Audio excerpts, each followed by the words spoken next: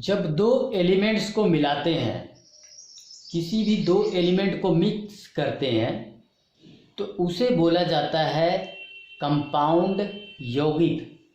यौगिक का मतलब क्या होता है? यौगिक मतलब योग, योग मतलब जोड़ देना, जोड़ देना, यौगिक, ठीक है, जोड़ देना, दो चीज़ों को जोड़ देना। तो जो दो चीज़ों को जोड़ के कोई चीज़ बनती है तो उसको बोलते हैं कि ये कंपाउंड है, ये जो है यौगिक है। अब जैसे कि पानी क्या है, पानी को क्या बोलोगे आप? इसको यौगिक बोला जाएगा। क्यों बोला जाएगा? क्योंकि उसमें दो एलिमेंट आपस में मिले हैं। दो एलिमेंट कौन से हैं? हाइड्रोजन और ऑक्सीजन। देखिए ये पूरी एलिमेंट्स की लिस्ट है, ठीक है। एलिमेंट्स आप अच्छी तरह से देख पा रहे हैं यहाँ पे कि एलिमेंट का एक बकायदा सिंबल्स है, ठीक है। हाइड्रोजन, हीलियम, लिथियम, आप देख रहे हैं ये सबका एक सिंबल है। तो बहुत ही सिंपल सा मतलब कि तरीका है एलिमेंट्स को फाइंड आउट करने का, पहचानने का, कि उसका एक सिंबल होता है, ठीक है। चलिए आगे बढ़ते हैं। अब ये एलिमेंट आप समझ गए, ठीक है। मैं कई वीडियो में ये समझा चुका हूँ, एलिमेंट कंफ्यूज नहीं होना। तो जब दो एलिमेंट्स को मिलाते हैं वो बन जाता है योग। अब देखिए इसमें भी कंपाउंड यानी यौगिक को भी हम दो रास्तों में बांट देते हैं, दो अलग अलग चीज़ों में। एक तो वो जिसमें कार्बन मौजूद है, कार्बन मौजूद है, और एक वो जिसमें कार्बन नहीं मौजूद है। आप सोच रहे होंगे कि इस एलिमेंट में कार्बन इतना महत्वपूर्ण क्यों है कि इसको दो भागों में डिवाइड कर दिया गया है। भाई वैसे तो इतने सारे ढेर सारे एलिमेंट्स हैं, एक उन्हीं में से एक कार्बन भी एलिमेंट है। अब कार्बन किसी में है नहीं है उससे क्या फर्क पड़ता है? देखिए कार्बन से बहुत फर्क पड़ता है। आप देखेंगे कि हमारा जो भोजन है, जो हम खाते हैं, उसमें कार्बन है, ठीक है। अब उसका फार्मूला देखेंगे तो उसका फार्मूला आएगा हाइड्रोजन 12, ठीक है, ऑक्सीजन 6 और कार्बन 6। तो कार्बन मौजूद है पूरा का पूरा भोजन में, तो कार्बन की बहुत ज़्यादा इम्पोर्टेंस है। इसीलिए वैज्ञानिकों ने इसको दो भागों में डिवाइड कर दिया कि एक जिसमें कार्बन है, एक जिसमें कार्बन नहीं है, ठीक है। केमिस्ट्री में बहुत इंपॉर्टेंट है कार्बन। तो पूरा का पूरा केवल एक एलिमेंट की वजह से इसको दो भागों में डिवाइड कर दिया है कि एक इसमें कार्बन है। देखिए अब जैसे कि H2O ये पानी है, अब इसमें कहीं कार्बन नजर आ रहा है? मेरे को जरा बताओ। कार्बन नहीं है, हाइड्रोजन है, ऑक्सीजन है, ठीक है। NH3, ठीक है, ये अमोनिया है, इसमें कहीं आपको कार्बन नजर आ रहा है? कार्बन नहीं है, इसमें भी कार्बन नहीं है। SO2, ठीक है, सल्फर डाइऑक्साइड, नहीं है कार्बन। तो इसको क्या बोलोगे आप जिसमें कार्बन नहीं है? अकार्बनिक। अकार्बनिक, भैया कार्बन नहीं है उसके अंदर, ठीक है। इंग्लिश में बोलोगे इनऑर्गेनिक, ठीक है, इनऑर्गेनिक। ये वो वाला ऑर्गेनिक नहीं है जो हम फल सब्जियों में ढूंढते हैं, ठीक है, ऑर्गेनिक। चलिए आइए आगे बढ़ते हैं। दूसरी तरफ है कार्बन। आप देखेंगे कि सब में कार्बन मौजूद है। सी स्टैंड्स फॉर कार्बन, ठीक है। तो कार्बन और एक कार्बन है तो 4 ठो इसमें हाइड्रोजन है, ठीक है, 4 हाइड्रोजन। तो ये जो है अब आगे बढ़ते हैं। नेक्स्ट है कार्बन और उसके साथ ऑक्सीजन मिला हुआ, तो साफ दिख रहा है कि कार्बन भी है और ऑक्सीजन भी है। अगला जो है that is Ca for calcium, ठीक है, वो कार्बन नहीं है, पहले वाला कैल्शियम है, ठीक है। नेक्स्ट जो है C फॉर कार्बन, एंड जो आखिर में जो है O stands for oxygen, 3 oxygen. तो ये हो गया कैल्शियम कार्बोनेट, ठीक है।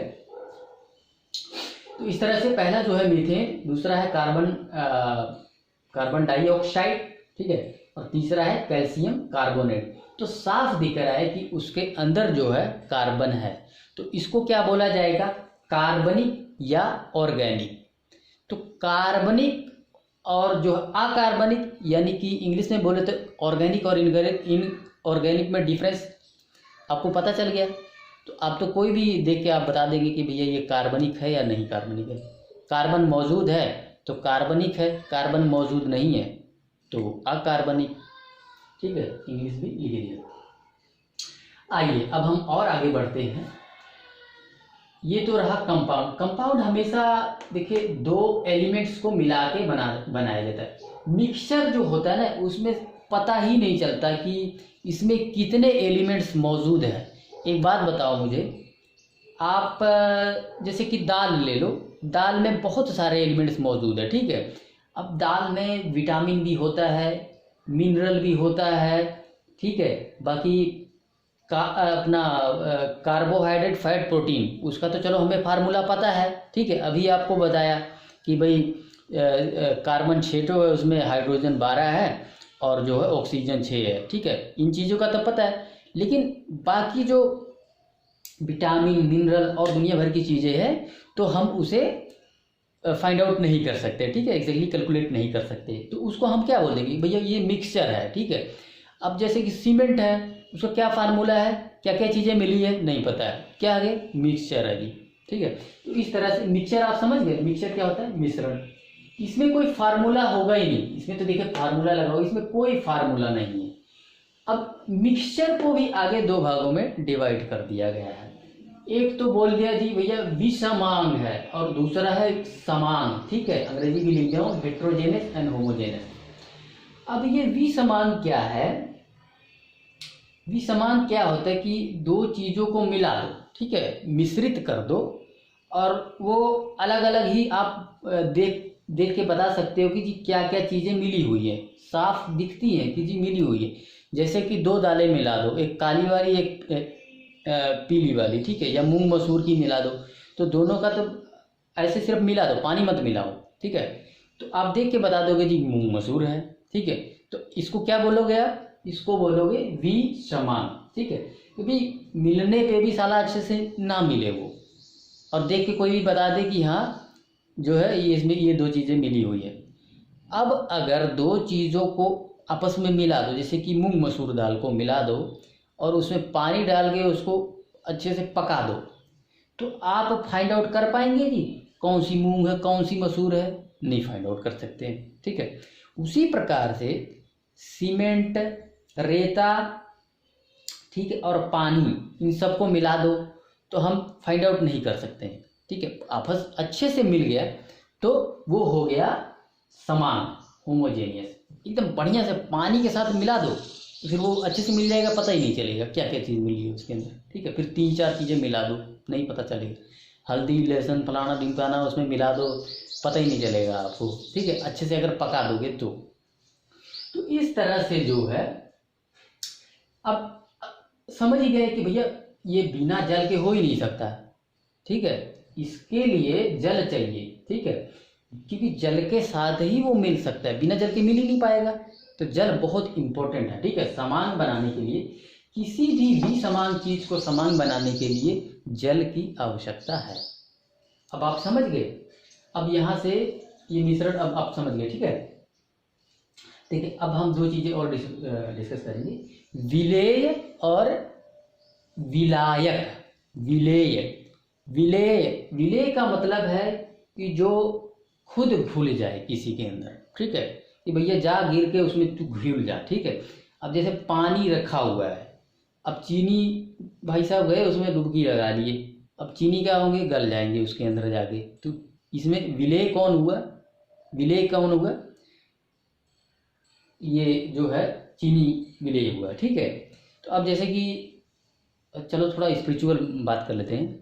अब हम भाई साहब भगवान के भक्ति में विलीन हो गए, विलीन, ठीक है।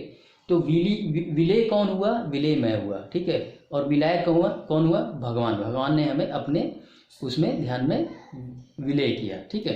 आई होप ये आप समझ गए होंगे। तो विलेय, तो जो विलेय हो जाए, जो खुद ही घुल जाए वो विलेय है, और जो घुला ले अपने के अंदर, जैसे कि पानी के अंदर चीनी जाकर डुबकी लगा लिया, चीनी गया घुल, चीनी विलेय हो, तो विलायक कौन हुआ भाई साहब, मिलाया किसने, पानी ने मिलाया, तो पानी हो गया विलायक, ठीक है। जो अपने में मिला ले वो है विलायक, जो खुद मिल जाए उसके अंदर वो है विलेय। आई होप ये आप समझ लेंगे। नेक्स्ट तनु, ठीक है। अब इसमें विलेय और विलायक जो है, इसमें भी इसको थोड़ा आगे और हम डिस्कस करते हैं, ठीक है। तनु क्या होता है, तनु इज डेल्यूट, ठीक है, डेल्यूट। इसमें होता क्या है, पानी की मात्रा बहुत ज़्यादा होता है, और जो विलायक होता है जैसे कि मैं चीनी और पानी को घुला दिया, तो चीनी, थोड़ा सा चीनी और ढेर सारा पानी में डालोगे तो वो डाइल्यूट हो गया, ठीक है, वो क्या हो गया जी, तनु हो गया। अब उसी चीनी को, ढेर सारा चीनी उठा के उसमें डाल दो और पानी कम डालो, ठीक, कम पानी चीनी ज़्यादा, तो क्या हो जाएगा, गाढ़ा हो जाएगा, गाढ़ा हो जाएगा ना। जैसे कि दही है, दही क्या होता है, गाढ़ा होता है, तो उसको क्या बोलेंगे, सांद्र, यानी कि कंसेंट्रेटेड, ठीक है। या पानी में चीनी बहुत ज़्यादा मिला दो तो क्या होगा, वो सांद्र हो जाएगा, गाढ़ा हो जाएगा, ठीक है। मतलब थोड़ा गाढ़ा हो जो चीज़, वो हो गया कंसेंट्रेटेड, सांद्र, यानी कि उसमें कंसेंट्रेशन उसकी बहुत ज़्यादा बढ़ गई, कंसेंट्रेशन ढेर सारा हुमुच के भर गया है उसके अंदर, ठीक है। पानी के अंदर चीनी खूब ज़्यादा डाल दिया है, तो वो हो गया कॉन्सेंट्रेटेड, सांद्र। असंतृप्त यानी कि अनसैचुरेटेड। तृप्त का मतलब जानते हो, तृप्त मतलब मेरे को कोई बढ़िया बढ़िया खाना खिला दे और मेरी आत्मा एकदम तृप्त हो जाए, आज तृप्त हो गया एकदम। अब कोई मेरे को मतलब कि भोजन रखा हुआ काफ़ी सारा और मेरे को थोड़ा सा ही मिल रहा है, ठीक है, बढ़िया बहुत अच्छी आइटम बनी हुई है, लेकिन मन नहीं भरा, असंतृप्त, ठीक है, संतृप्त नहीं हुआ। अनसैचुरेटेड मतलब ये हो गया कि भाई जैसे कि किसी चीज़ में कोई चीज़ घोला जाए, पानी में चीनी घोल दिया जाए तो उसमें जो है चीनी और घोला जा सके, चीनी बोले भाई साहब अभी मेरा मन नहीं भरा, इसमें और चीनी डालो, ठीक है, तो ऐसे में क्या बोलेंगे भाई, असंतृप्त। या किसी को भोजन खिला रहे तो वो उसकी इच्छा है कि पेट अभी भरा नहीं और खाना खिलाओ, तो उसको क्या बोलेंगे, असंतृप्त, ठीक है। यानी कि और चीज़ डाला जाए, पेट में और चीज़ अभी डाली जा सकती है, ठीक है, अभी जगह है, या पानी में चीनी और डाला जा सकता है, जगह है, तो उसको क्या बोलेंगे, असंतृप्त, ठीक है, अभी सेटिस्फाइड नहीं हुआ है, ठीक है, तो इसको बोला जाएगा अनसैचुरेटेड। अब उसी के अपोजिट सैचुरेटेड, संतृप्त।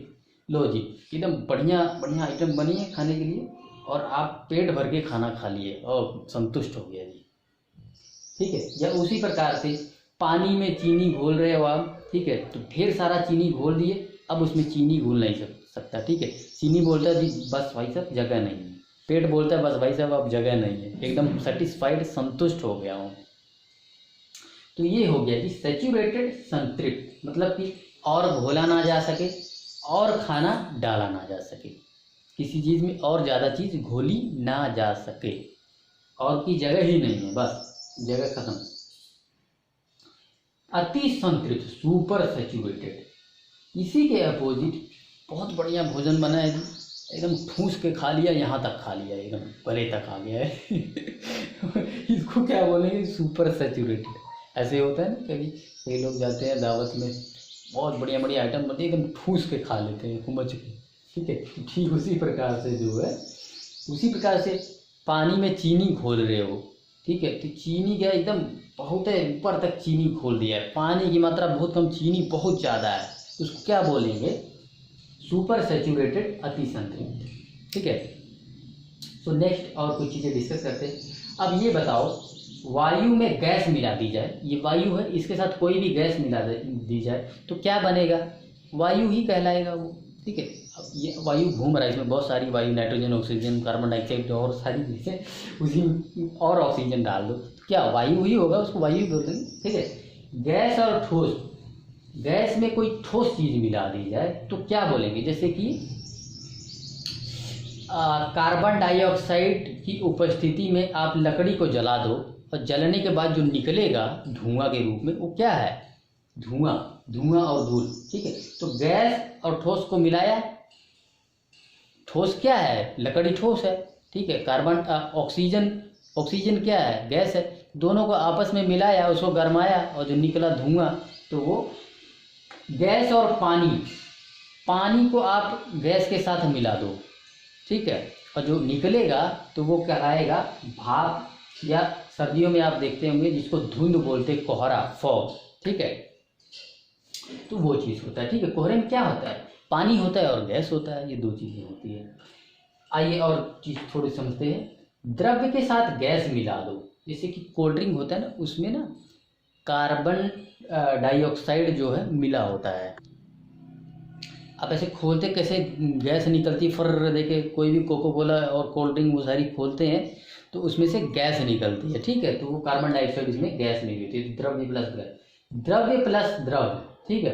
तो ये अब किसी जो दूध है, दूध रखा हुआ उसमें पानी घोल दो तो क्या हो गया, द्रव्य। मिल्क ऑलरेडी द्रव्य है, पानी भी द्रव्य है, तो द्रव्य प्लस द्रव।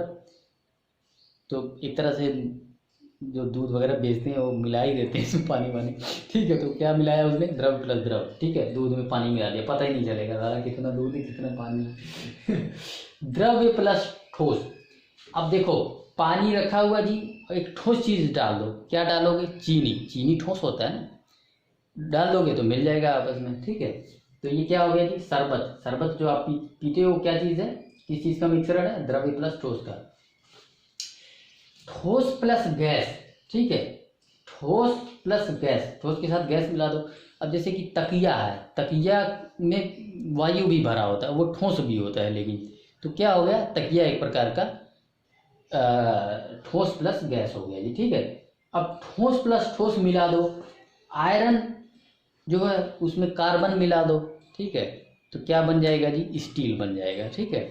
आयरन में अगर कार्बन, लोहे के साथ कार्बन मिला दो तो फिर स्टील बन जाता है। स्टील क्या चीज़ है, लोहा ही है लेकिन उसमें कार्बन मिला हुआ है, ठीक है। तो दो एलिमेंट से बना हुआ है ये, ठीक है, कार्बन और आयरन से। आयरन एक एलिमेंट है। ठोस प्लस द्रव। अब ठोस प्लस द्रव क्या चीज़ है जी, अब घी को देखा है आपने, साला ठोस भी होता है, उसको अपना सर्दियों में रखो तो थोड़ी कम टेम्परेचर पे जाएगा तो जम जाता है एकदम, है ना, घी देखो जम जाता है सर्दियों में। तो वो क्या चीज़ है, ठोस प्लस द्रव्य। अभी उसी को थोड़ा सा टेम्परेचर ज़्यादा बढ़ाओ तो लिक्विड हो जाएगा एकदम से, है ना। तो ये ठोस प्लस द्रव्य का उदाहरण है। सो आज का जो यहीं पे ख़त्म करते हैं ये वीडियो, नेक्स्ट हम अगला डिस्कस करेंगे जो भी टॉपिक होगा।